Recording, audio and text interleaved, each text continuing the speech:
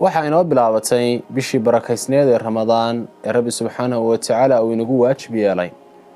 bisha Ramadaan waxa ay leedahay fadaa'il tiro badan oo qofkii ka faa'iideysta oo abaalmarino weyn helayo. fadaa'isha bisha Ramadaan ay leedahay waxa kamid ah waa bishii Qur'aanku soo degay.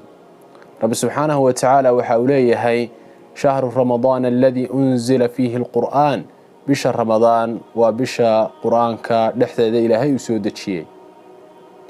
bisha Ramadaan marka ay soo gasho Nabi Cali sallallahu waxa uu tilmaamayaa xadiis macnihiisu yahay albaabada jannada ayaa la furaa, kuwa naartana waa la xiraa, shayaadiintana waa la jeebadeeyaa.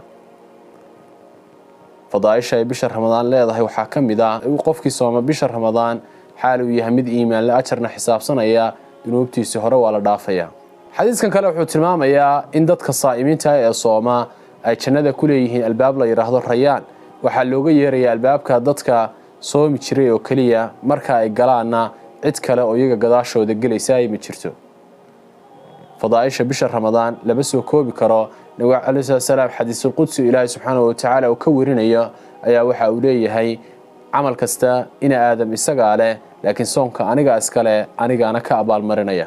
xadiiska inta dambe Nabi Cali sallallahu waxa uu raaciyay isbedelka ku yimaada afka qofka sooman waxa uu Ilaahay agtiisa uga dhigan yahay riix miski ama carafta miskiga ayuu ka udgoon badanyahay. haddaba bisha sida fadliga badan waxa la rabaa inaan acmaal uga faa'iideysano, soono, salaatu leeyl tukano, Rabbi subhanahu wa ta'ala u soo laabano.